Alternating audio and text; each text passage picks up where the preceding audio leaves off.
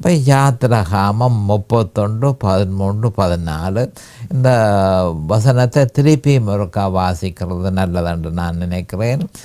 நீ இஸ்ரவேல் புத்திரரை நோக்கி, நீங்கள் என் ஓய்வு நாட்களை ஆசரிக்க வேண்டும், உங்களை பரிசுத்தப்படுத்துகிற கர்த்தர் நான் என்பதை நீங்கள் அறியும்படி இது உங்கள் தலைமுறை தோறும் எனக்கும் உங்களுக்கும் அடையாளமாயிருக்கும்.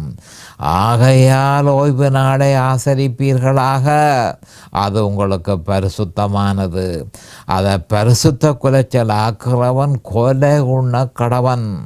அதிலே வேலை செய்கிற எந்த ஆத்துமாவும் தன் ஜனத்தின் நடுவில் இராதபடிக்கு அறுப்புண்டு போவான்.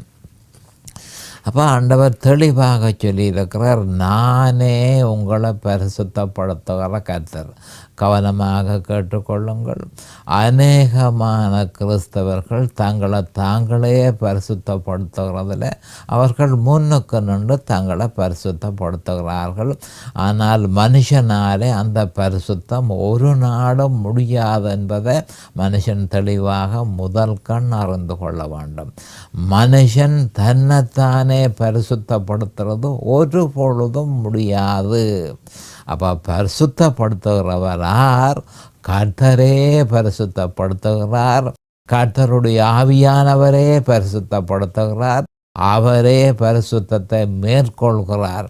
அப்படியா இருந்தால் கர்த்தர் அந்த பரிசுத்தத்தை தொடர்ந்து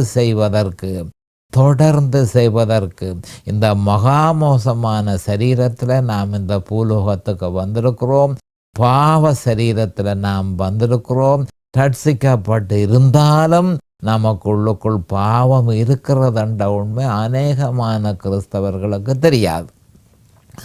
ஆனபடியால் பாவம் நமக்குள்ளே இருக்கு என்றதை தெளிவாக அறிந்து, அதே நேரம் அந்த பாவம் உயிர் தெழுந்து மறுபடியும் நம்மள ஃபங்க்ஷன் பண்ணாதபடிக்கு கவனமாக கேட்டுங்கள். உயிர் தெழுந்து மறுபடியும் நம்ம செயல்படாதபடிக்கு அது தொடர்ச்சியாக பரிசுத்தப்படுத்த வேணும்.